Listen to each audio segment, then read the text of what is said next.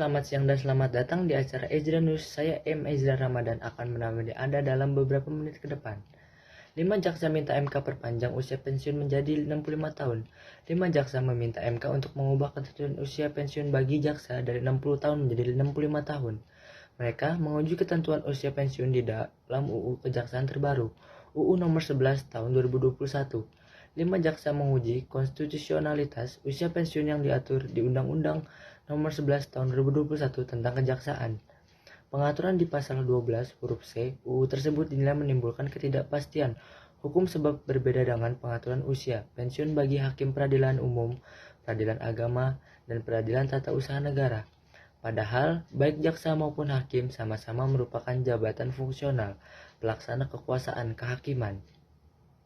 Saat ini, UU Kejaksaan mengatur usia pensiun bagi jaksa adalah 60 tahun, sementara usia pensiun bagi hakim tingkat pertama, termasuk ketua dan wakil ketua pengadilan tingkat pertama adalah 65 tahun. Sementara itu, hakim tingkat banding, termasuk ketua dan wakil ketua pengadilan tingkat banding adalah 67 tahun. Usia pensiun tertinggi diatur untuk hakim agung yakni 70 tahun. Permohonan uji materi pasal 12 huruf C UU 11 tahun 2021 tersebut didaftarkan ke Mahkamah Konstitusi Jumat 4 bulan Februari 2022. Permohonan diajukan oleh 5 jaksa yang kini berusia 59 tahun, yaitu Franz Eyert Lowe, Dersila Lahi, Reni Aryani, Fahri Suyuti, dan Martini. Mereka diwakili oleh kuasa hukumnya Abdul Rohman. Abdul Rohman mengungkapkan para pemohon uji materi saat ini bertugas sebagai jaksa fungsional. Mengacu pada UU ASN, jabatan fungsional merupakan sekelompok jabatan yang berisi fungsi dan tugas berkaitan dengan pelayanan fungsi fungsional yang berdasarkan pada keahlian dan keterampilan tertentu. Dalam sistem peradilan pidana, kejaksaan juga disebutkan di pasal 24 ayat 3 UUD 1945 sebagai badan-badan lain yang fungsinya berkaitan dengan kekuasaan kehakiman.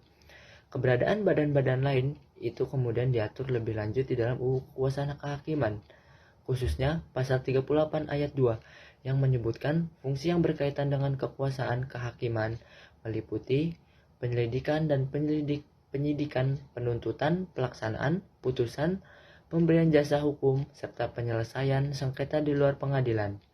Selain itu, pasal 54 ayat 1 UU Kekuasaan Kehakiman juga menyebutkan bahwa pelaksanaan putusan pengadilan dalam perkara pidana dilakukan oleh jaksa. Namun jika dibandingkan dengan dari ruang lingkup kekuasaan, kehakiman, dan sifat fungsi pekerjaan, maka tidak ada perbedaan antara kejaksaan dan badan-badan peradilan umum, peradilan agama, dan peradilan tun.